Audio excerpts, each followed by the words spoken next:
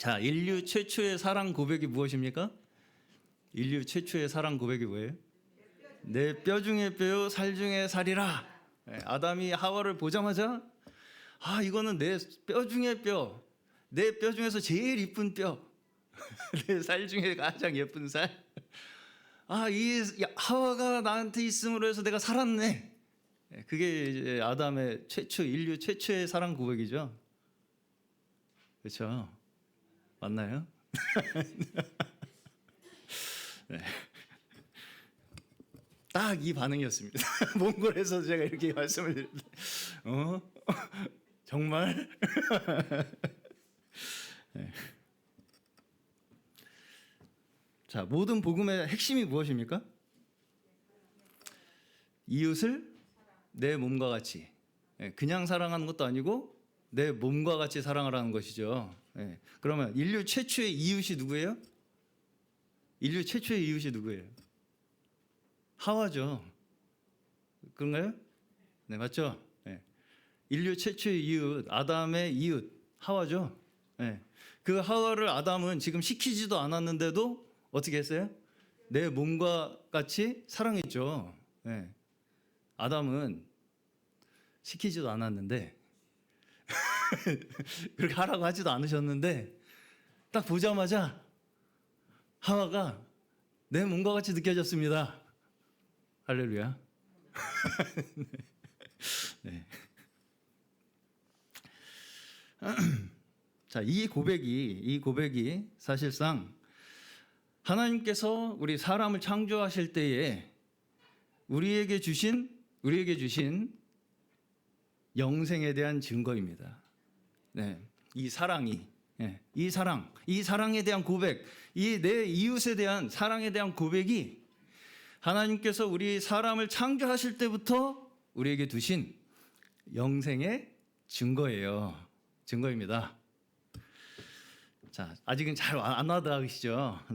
자, 다시 말해서 우리의 생명, 더 나아가서는 우리에게 주신 모든 이 세상 모든 만물이 다 하나님께서 나에게 주신 귀한 선물이라는 것을 우리가 믿는 그 은혜 안에서 사는 것이 하나님께서 우리를 영생 안에서 살도록 하신 증거라고요. 그렇죠? 근데 이제 인류가 어떻게 됐어요? 이 은혜에서 떠나게 되었죠. 인류가 타락함으로 말미암아 이 은혜에서 떠나게 되었습니다. 이것을 이제 로마서 1장 21절에서 이야기합니다. 로마서 1장 21절 한번 보겠습니다. 같이.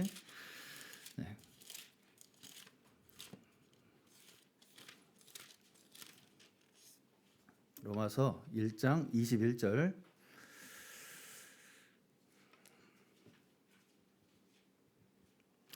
자, 제가 읽겠습니다. 하나님을 알되 하나님을 영화롭게도 아니하며 감사하지도 아니하고 오히려 그 생각이 허망하여지며 미련한 마음이 어두워졌나니. 이렇게 말씀을 하시죠. 자, 사람이 타락해서 범죄한 결과가 무엇이라는 것입니까? 하나님께 영광을 돌리지 않고 하나님께 영광을 안 돌려요. 그리고서 감사하지 않게 되었다는 것입니다. 사람이 범죄한 결과 하나님께 영광을 돌리지 않고 감사가 없어진다는 거예요, 마음에. 그렇죠?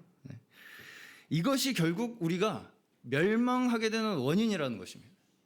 우리의 마음속에 하나님에 대해서 영광 돌리지 않고 감사함이 없어지는 것이 결국 우리가 멸망하게 되는 원인이 된다는 거예요. 그러면서 이제 뒤에 보시면은 24절 보시면 그러므로 하나님께서 그들을 마음의 정욕대로 더러움에 내버려 두사 그들의 몸을 서로 욕되게 하셨다. 이렇게 말씀을 하고 있어요. 24절에 로마서 1장 24절에. 자, 어떻게 우리가 범죄함으로 말미암아 어떻게 된다고요? 영광을 돌리지 않고 감사를 잃어버린 결과 서로를 욕되게 만든다는 거예요. 서로. 그렇죠? 어떻게 해요? 막대해. 그냥 서로를 쓸모없어 넌. 너 때문이야 다. 내가 이 모양 이 꼴인 건 너 때문이야 지금 다. 책임을 또 넘기고 없어졌으면 좋겠어. 너만 없으면 이 세상이 천국일 것 같아. 그리고 내 맘대로 그 사람을 이용하고 싶은 그 마음, 이런 것들이 다 서로를 욕되게 만드는 것입니다. 그렇죠? 맞습니까? 이 서로를 욕되게 만들므로 해서 우리가 결국은 어떻게 됐다고요? 멸망할 저주에 처했다는 것입니다. 없어졌으면 좋겠잖아요, 서로가. 다 이 사람 때문인 것 같잖아요. 그럼 결국은 없애고 싶어요, 실제로. 그 마음이 서로를 멸망 가운데 우리가 처하게 될 수밖에 없는 그 운명이 우리의 운명이다. 우리의 저주받은 운명이다. 라는 것을 말씀하시는 거예요. 자, 결국 죄의 본질이 무엇이냐면 하나님께서 주신 생명, 우리 생명 다 하나님께서 주셨죠. 내 거 아니죠. 내가 내 생명 만들지 않았죠. 그런데 그걸 내 거라고 주장하는 것이 죄입니다. 내 생명이 나로부터 나왔고 내 능력과 내 힘으로 내 생명이 유지될 거라고 생각하는 것이 죄예요. 그렇죠? 네. 그래서 나타난 범죄가 뭐예요?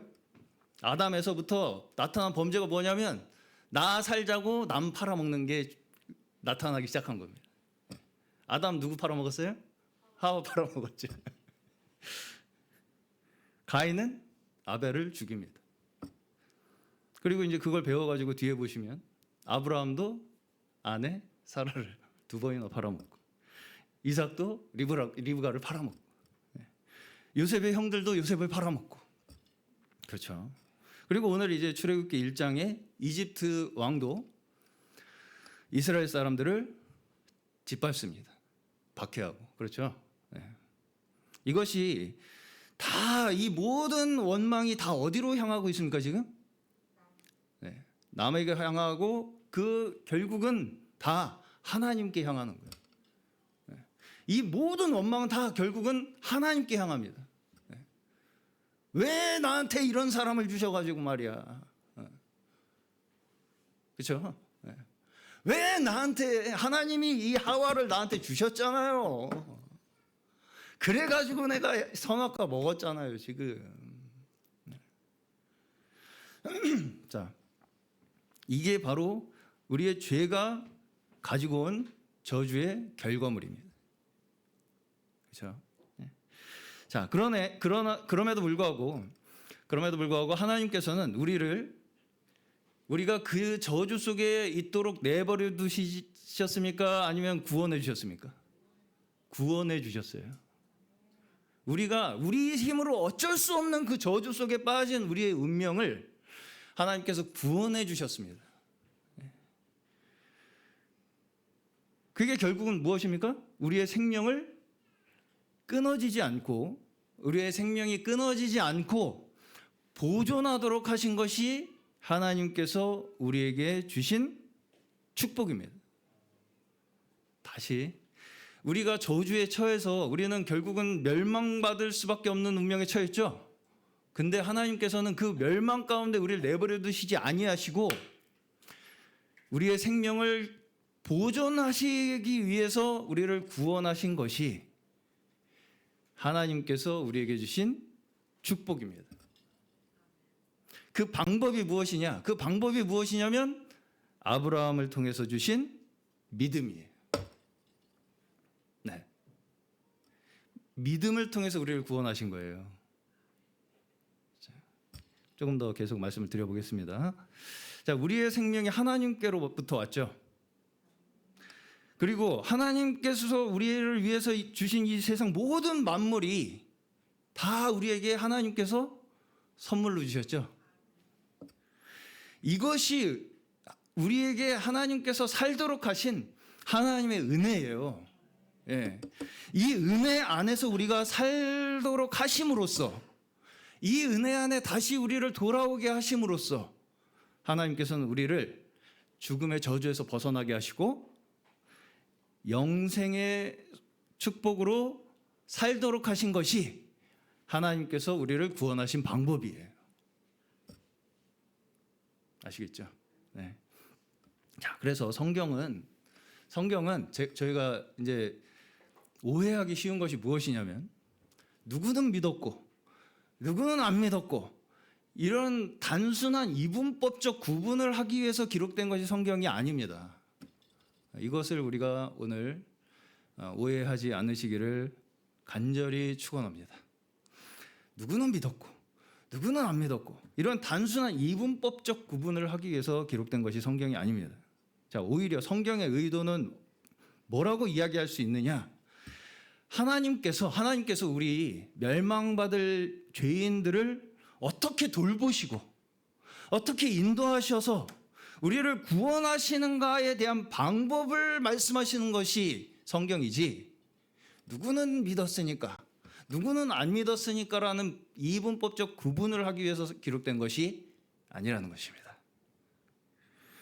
자, 여기 지금 이제 이스라엘 백성들이 저번 주 제가 미리 녹화해 둔 설교를 들으셨죠? 네. 서론이었습니다. 출애굽기에. 네. 지금 이스라엘 백성들은 이 야곱의 가족이 이집트로 몇 명이 이주해 왔습니까? 70명. 70명이 이주를 했는데 430년 동안 살면서 몇 명이 됐다고 제가 저번 주에 말씀드렸습니까? 200에서 300만으로 늘어났다는 거예요. 인구가 200만에서 300만 사이의 인구로 늘어났다. 이렇게 이제 추산을 할 수가 있습니다, 우리가. 근데 이제 여기 오늘 말씀에 보시면 이 인구가 이집트 사람들한테 위협이 되었다는 거예요. 위협. 긴장이 됐다는 거예요, 이집트 사람들이. 그렇죠? 네. 자, 그러면 제가 한 가지 여쭤보겠습니다. 여기 지금 이스라엘 사람들이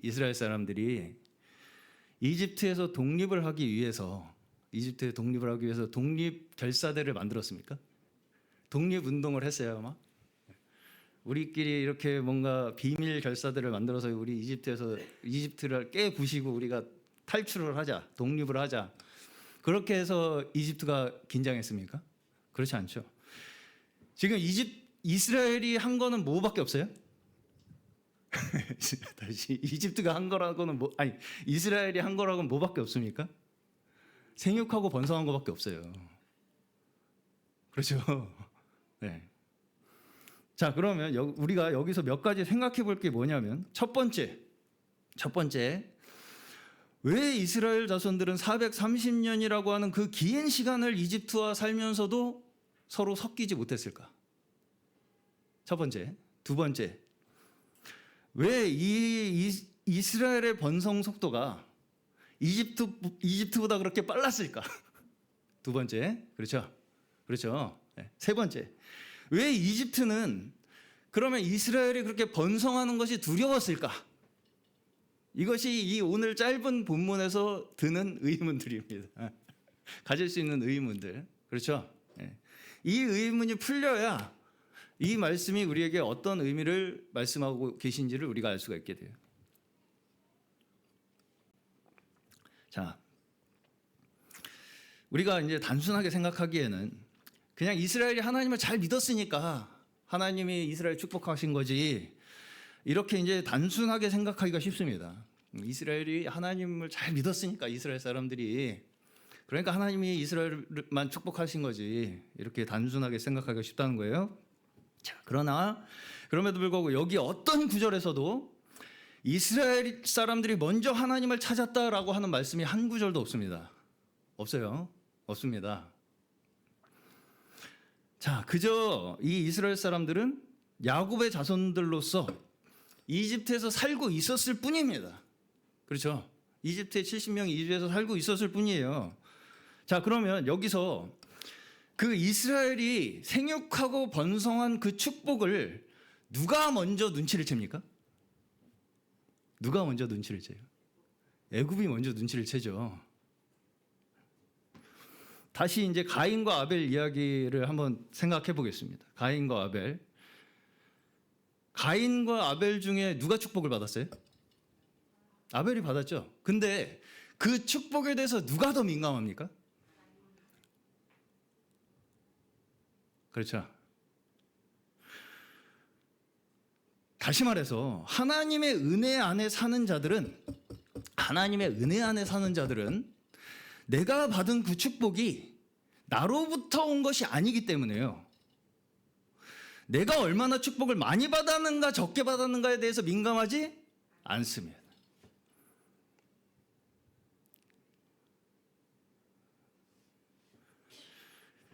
그러면 어떤 마음으로 살아가겠어요?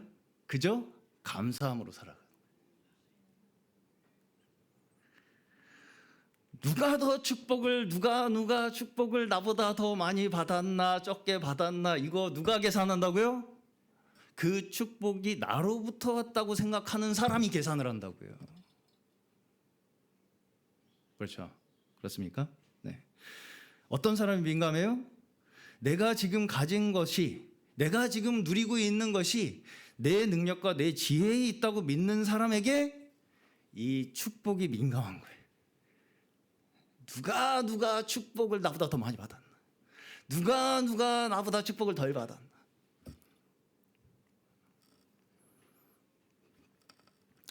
자, 이스라엘 사람들이 이집트 사람들에게 경계의 대상이 된 것은 이스라엘이 어떤 특별한 일을 해서가 아닙니다. 그렇죠? 그렇죠? 네. 이 출애굽기 상황을 제가 간단하게 설명을 드린다면, 출애굽기 상황, 이 이집트 사람들의 심정을 제가 대변을 해보겠습니다.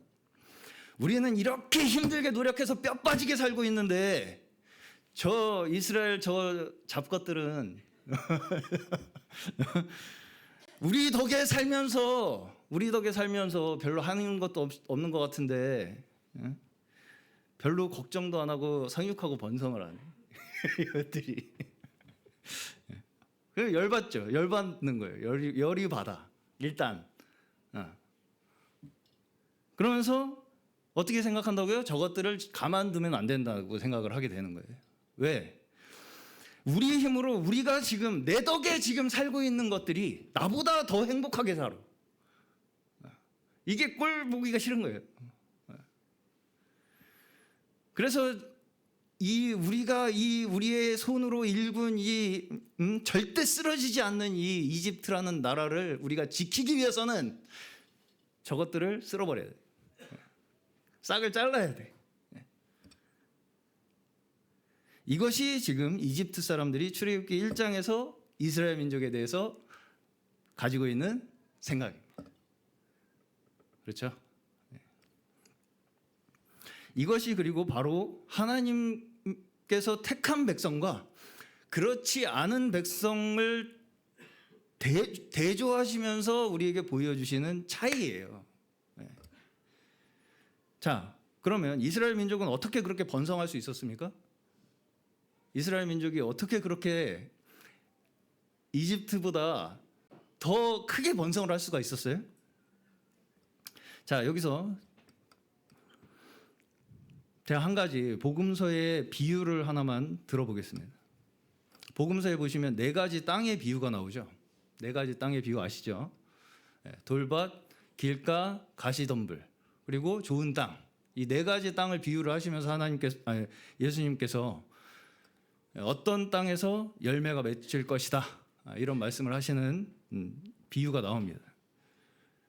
자, 이 비유에 대해서 우리는 어떻게 이제 쉽게 생각을 하냐면, 너희가 돌밭이 되지 말고 길가가 되지 말고 좋은 땅이 되도록 너희가 노력을 해서 열매를 맺어라, 맺을 수 있는 니들이 조건을 니들이 만들어야 된다라고 하는 식으로 우리가 쉽게 생각을 하게 됩니다. 그러나 이 비유는 우리한테 좋은 땅이 되기 위해서 스스로 노력하라고 하시는 말씀이 아니라 하나님의 말씀의 능력에 대한 설명입니다. 자, 하나님께서 뿌리신 말씀은 반드시 우리 마음을 좋은 땅으로 만드셔서 그 결실을 30배, 60배, 100배의 결실을 거두시는 분이 하나님의 능력이며 하나님의 말씀의 능력이라는 것을 가르치시는 것이 이 땅의 비유예요.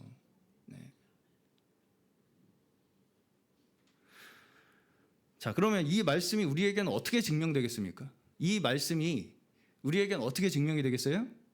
실제 우리의 삶에서 나타나는 30배, 60배, 100배의 결실로 증명되는 거죠. 내가 좋은 땅이 되겠다고 막 노력을 해가지고 억지로 30배, 60배, 100배의 결실을 내가 만들어내서 증명되는 것이 아니고요. 하나님께서 우리의 마음밭에 심으신 그 말씀의 씨앗이 우리의 삶 가운데 30배, 60배, 100배의 열매로 나타나는 것을 우리가 확인하면서 우리가 그 말씀의 능력을 확인하게 되는 거라고. 자, 다시 말해서 하나님께서 우리에게 말씀을 심으셨다면 그 결실은요, 우리가 알든 알지 못하든 반드시 하나님께서는 결실하신다. 이것을 지금 출애굽기 1장에서 우리에게 말씀하시는 거예요. 네. 이것이 지금 출애굽기 1장의 이스라엘 민족의 번성으로 나타난 것입니다. 하나님께서 누구에게 이 믿음의 씨를 뿌리셨어요? 아브라함에게 뿌리셨잖아요. 그렇죠? 아브라함에게 이 믿음의 씨를 먼저 뿌리셨죠. 그 하나님의 말씀의 씨앗이 아브라함에게 뿌려진 그 씨앗이 지금 이스라엘 민족, 그 아브라함의 자손들로 통해서 그 열매가 나타나고 있는 것이죠. 네. 그 씨가 지금 하나님께서 뿌리신 그 하나님의 말씀의 씨가 지금 세상 그 어떤 다른 능력과 지혜나 권세와 비교할 수 없을 정도의 엄청난 수확으로 지금 나타나고 있다는 것을 여기서 확인하고 있는 거예요. 그렇죠? 네. 자, 이게 이스라엘이 스스로 의도한 겁니까? 이스라엘 사람들이 우리 가구당 최소한 몇 명씩 낳자 이렇게 했겠습니까? 가구당 10명씩은 낳아 최소한. 그렇게 해서 번성한 게 아닙니다. 그렇죠? 하나님의 생명을 보존하시는 말씀. 그렇죠? 그 하나님께서 생명을 보존하시고자 우리에게 주신 그 말씀의 씨앗이, 생명의 씨앗이 그들을 번성하게 한 거예요. 이집트는요, 자기들 멋대로 살았죠. 그렇죠. 자기 생명이 자기 거라고 생각하고 자기들 멋대로 살았잖아요.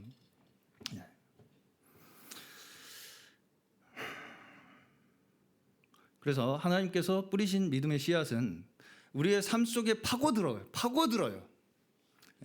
우리의 삶 속에 파고들어서 반드시 그 열매를 맺으신다는 것이 지금 출애굽기 1장에서 우리에게 믿음으로 가르치시는 줄로 믿으시기 바랍니다. 자, 그러면 세상은 이걸 어떻게 바라본다는 거예요? 세상은 이걸 어떻게 바라본다고요? 위협으로 바라본다. 위협. 세상의 방법은 무엇입니까? 자기 지혜로, 자기 능력으로 살아가는 것으로 이 세상을 내가 통제해서 내가 성공할 수 있다고 믿는 것이 이 세상의 방법입니다. 그렇죠? 그러다 보니까 이렇게 자기의 힘을 믿고 살아가는 사람들에게는 내가 생각한 대로의 방법에서 벗어나서 사는 사람들 있잖아요.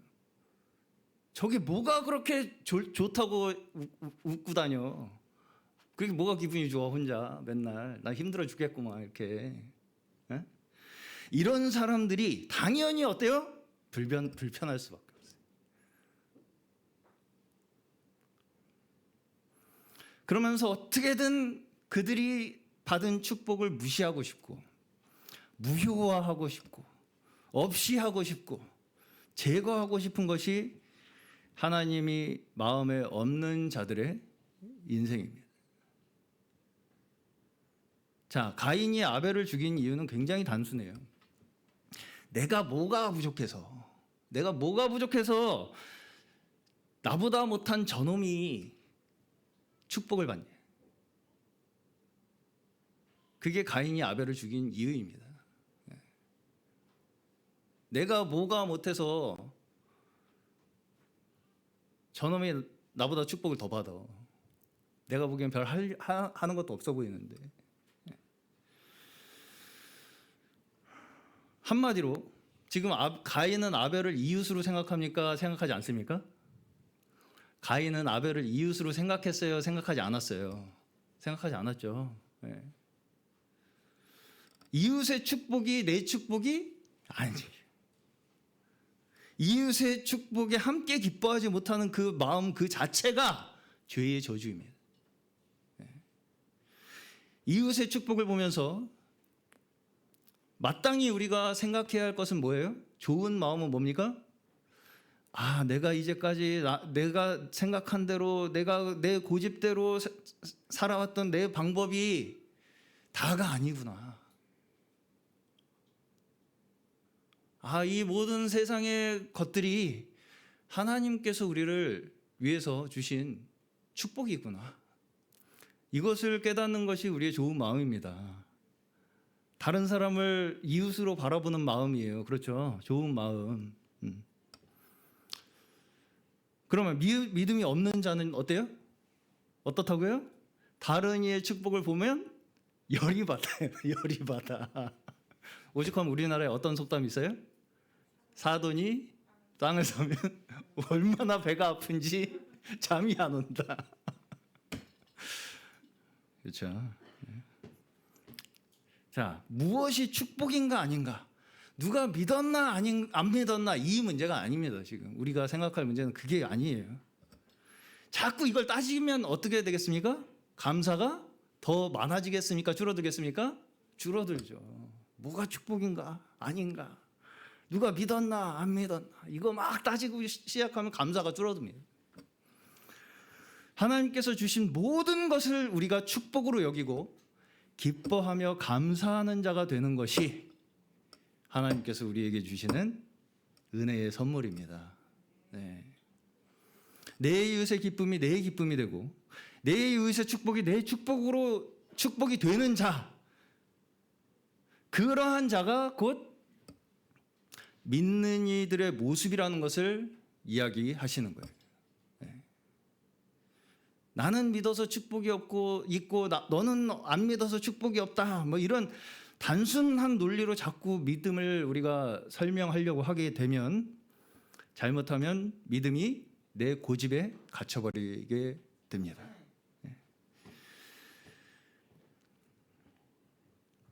축복은 내가 믿어서 얻는 것이 아니고요. 믿음 자체가 하나님께서 우리에게 주신 축복입니다.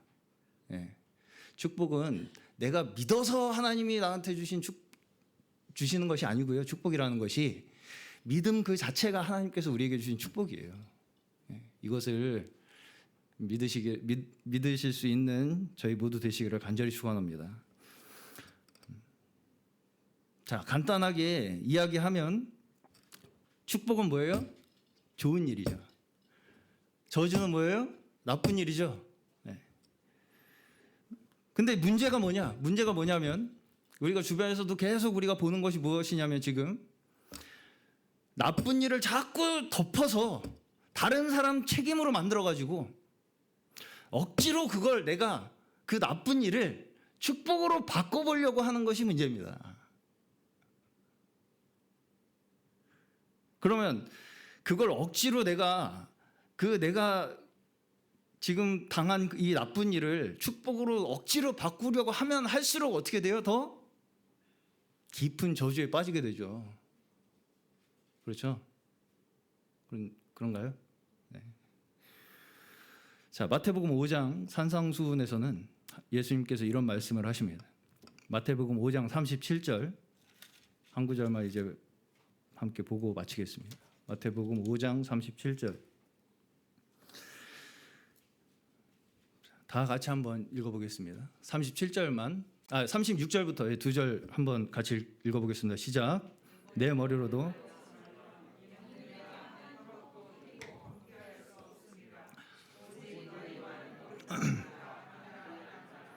이에서 지나는 것은 악으로부터 나느니라. 아멘. 자, 한마디로 잘못한 건 잘못한 거고 잘한 건 잘한 거라는 말씀입니다. 그렇죠? 네. 그걸 아무리 예쁘게 내가 포장을 잘 해보려고 해도 너희 힘으로 머리카락 한 털럭도 희게 할 수 없고 검게 할 수 없다는 것입니다. 그렇죠? 네. 아무리 내가 예쁘게 포장을 해보려고 그래. 어떤 일을 내가 사람을 죽인 건 맞는데, 사람 죽인 건 맞아. 근데 죽은 놈이 죽을 짓을 해서야. 그러면은 내가 사람이 죽인 게 좋은 일이 됩니까? 좋은 일이 돼요, 안 돼요? 안 되죠. 안 되죠. 네. 자꾸 말꼬리가 길어지면 길어질수록, 뭐가 뒤에 자꾸 붙으면 붙을수록 어디로 간다고요? 악으로 간다. 악으로 간다는 것입니다. 이에서 지나는 것은 악으로부터 난다 그러시잖아요. 그렇죠. 네. 우리가 이 어떤 우리에게 벌어진 일의 원인과 결과를 우리가 다 종합해서 판단해서 어떤 한 사람에게 그 책임을 싸그리 몰아서 물을 수 없다는 얘기입니다. 한마디로. 지금 우리가 할 수 있는 것은 그저 좋은 것은 좋다, 나쁜 것은 나쁘다라고 하는 것밖에 우리가 그렇게 할 수밖에 없는 자들이라는 것을 말씀하시는 것입니다. 네. 그걸 인정해야 돼요, 우리가. 네. 하나님께서는 모든 좋은 것으로 우리에게 더하여 주시는 분이십니다. 그렇죠? 이미 우리에게 많은 것을 주셨습니다. 믿으십니까? 네. 그러면 우리는 무엇을 믿음으로 삼아서 앞으로 나아갑니까? 이미 주신 그 하나님의 축복을 우리의 믿음의 증거 삼아서 계속해서 우리의 삶을 앞으로 나아가는 것입니다. 자, 매일 먹는 밥이 우리가 매일 먹잖아요, 밥을. 근데 어느 날 이 밥이 어떻게 느껴져요? 예수 그리스도께서 흘리신 피로 우리에게 허락하신 축복이구나. 그 감사함으로 우리가 식전 기도를 하는 것입니다. 자, 앞으로 우리 식전 기도를 하실 때, 예수 그리스도께서 피를 흘리심으로 말미암아 우리에게 이 양식을 허락하셨군요. 이 음료를 우리에게 허락하셨군요. 이걸 감사하고 식사하시기를 축원합니다. 그거 이제 다른 사람 눈에는 그게 어떻게 보인다고요? 정신이 좀 나갔네 이제. 네가 네 일해가지고 네가 네 손으로 밥 벌어가지고 먹어놓고선 무슨 피타령이야 지금. 그렇죠? 근데 한 면에서는 또 어떻게 생각이 들어요? 맨날 뭐가 저렇게 감사하다는 거야 하면서 그 마음속에 경계심이 든다는 거예요. 경계심. 뭐가 맨날 저렇게 감사해? 사실상 우리가 행하는 성찬은 다 이것을 우리가 기념하는 것입니다. 그래서 식전 기도도 다 약식 성찬이에요. 식전 기도 하시는 것도 다 약식 성찬을 하시는 것입니다. 어떻게요? 예수께서 살을 찢으시고 피를 흘리셔서 우리의 참 양식이 되시고 참 음료가 되셨다는 것을 늘 우리가 매일 삼시세끼 하는 식사에서도 그것을 우리는 기념하고 감사하는 것입니다.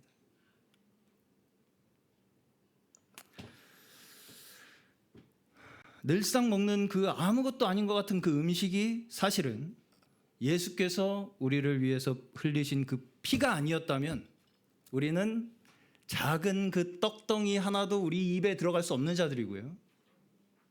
작은 그 음료 한 잔도 우리 입에 들어갈 수 없는 자들이라는 것을 늘 기억하고 고백하며 하나님 앞에 감사하며 나아가는 것이 성찬 앞에 살아가는 우리의 삶의 모습들인 것입니다. 자, 출애굽기에서 오늘 우리에게 말씀하시고자 하는 것은 누가 자격이 있기 때문에 축복을 받았다라는 것이 아닙니다. 아담에서부터 시작해서 아브라함, 이삭, 야곱을 거쳐 계속해서 하나님께서 약속하신 그 생명의 축복이 이 세상 어떤 권세가 우리를 짓누른다 할지라도, 핍박한다 할지라도, 심지어 우리가 절망 가운데 빠져 있다 할지라도 한시도 쉬지 아니하시고 그 하나님의 운동력 있는 살아 숨쉬는 말씀은 결코 실패하지 아니하시고 우리를 구원하신다 라는 것이 오늘 이 출애굽기 말씀에서 우리에게 증거하시는 하나님의 약속의 말씀인 줄로 믿습니다. 오늘 저희 모두가 마음이 어렵고 외롭고 힘들고 고달플 때조차도 우리를 결코 놓지 아니하시며 그 생명의 길로 인도하시는 그 하나님의 약속 안에서 끝까지 믿음으로 승리하시는 저희 모두 되시기를 주의 이름으로 간절히 축원합니다.